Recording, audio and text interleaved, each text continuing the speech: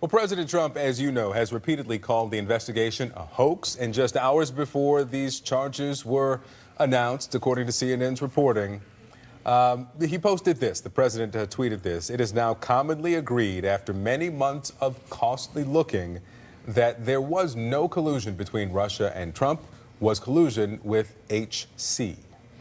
All right, well, we're going to get to our panel now. Here to discuss, CNN correspondent Kara Scannell, CNN political commentator and former senior advisor for the Trump campaign, Jack Kingston, and GOP strategist and author of GOP GPS, Evan Siegfried. Thank you all for joining us this morning.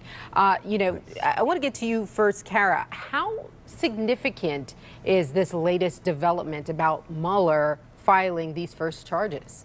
This is a major development. The special counsel's investigation began in May, so in just a short time period of 5 months, the team assembled by Mueller has presented enough evidence to a grand jury that they've decided that there is enough to warrant criminal charges. What we don't know is the nature of the charges, and we know that the special counsel's office has been looking into many different elements of this, from collusion, which the Trump administration, as you just said, has denied, and also potential lobbying violations by former aides to the Trump campaign and other components. So we're seeing in a very short period of time initial charges in this case, and that's very significant at this point.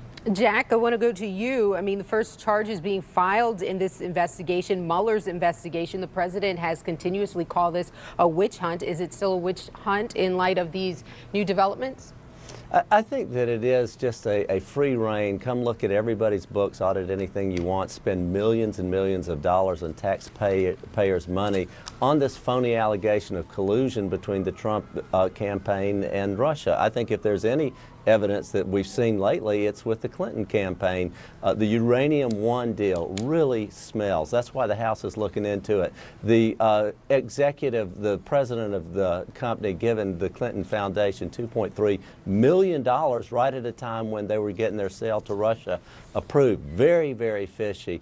72,000 emails of Hillary Clinton's that are just now being released. Actually 30,000 of them, 40,000 are still going to be trickled out. The dossier where the president or the director of the DNC, Debbie Wasserman Schultz, and then John Podesta, who ran the Clinton campaign, say they know nothing about it, yet $9 million was spent. You have all this on the table. And then you have James Comey, who was in the thick of it when an FBI informant was saying, hey, this company 10X has some bribery stuff going on, some shenanigans with Russia. So to me, there's a lot that could be investigated by this special prosecutor's office, and I hope they're looking at some of this stuff. All right, well, Jack, you just queued me up for where I want to go with this conversation, because what you're saying is very much in line and echoes with what we've been hearing from the White House and the president all this week. They've been actually saying, don't look over here at Russia. I want you to look at Hillary Clinton. Take a listen to Sarah Sanders in the press briefing room this week.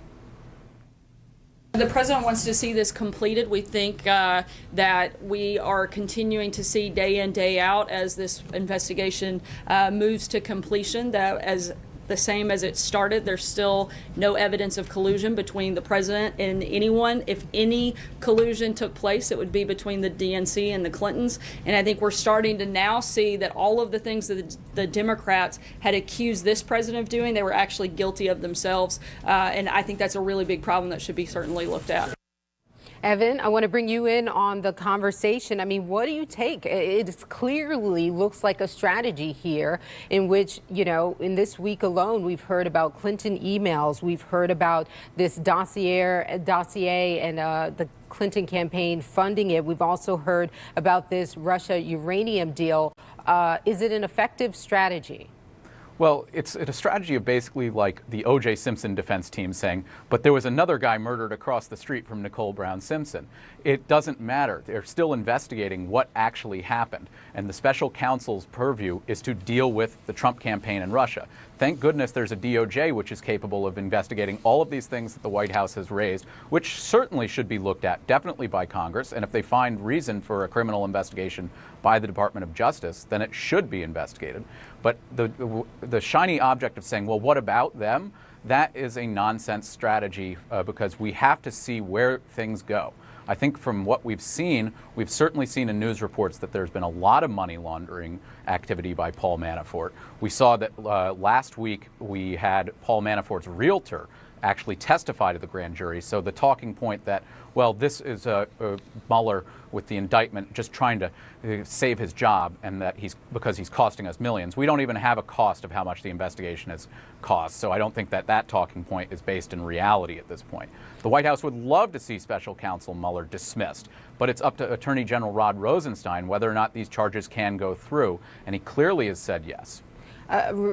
Jack, really quickly, because I want to move on to another topic, but let's say on that OJ example there, it's like saying, look, there was another murder across the street. I mean, what do you say to that? Why are they talking about Hillary Clinton now? It sounds like the campaign being relitigated once again. Well, I think it's legitimate. Number one, there's no statute on the charges that may be coming against Hillary Clinton's campaign workers. And by the way, Evan, I have to say, I don't know of any evidence that you've seen about Paul Manafort and money laundering. That's a real interesting accusation, which I would challenge you on that. We have not seen any evidence. Now, the special prosecutor might deliver something, but we have not seen anything like that. And that's the kind of talk in Washington, D.C. that people accept as truth when there's not truth to it. So thankfully, I don't live in Washington, D.C., and I spent 6 years in the federal court system seeing things you might exactly fit like in, it. Evan.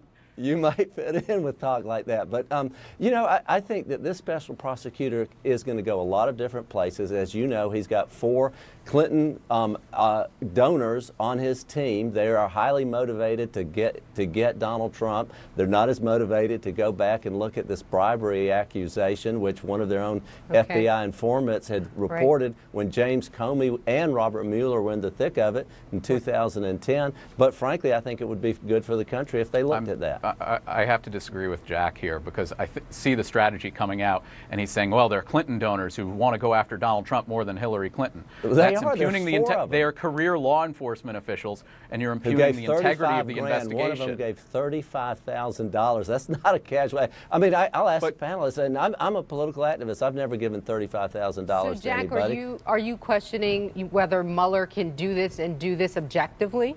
I really am. I think that that's one reason why he's putting this card on the table, because Congressman Trent Franks, who's not a hardcore partisan, he asked for his, he said it's time for him to resign based on his tie-in with this bribery scandal that he ignored along with James Comey several years ago. So, you know, to me, it's very questionable if he can do this. Now, let me say this. But he's gotten support from both sides, Democrats, yes, he has. Democrats and Republicans, when his name was floated for the position in the first place. And Trey Gowdy, who you know, is a key player here, he has said, I have confidence in Robert Mueller, and so I think that's significant, and I do have a lot of faith in Trey. So I got to say that, but I also believe Trent Franks has something to say about it. All right, well, we're going to have to leave it there. Jack Kingston, Evan Siegfried, and Kara Scannell, thank you all for joining us. Thank you. Thank you.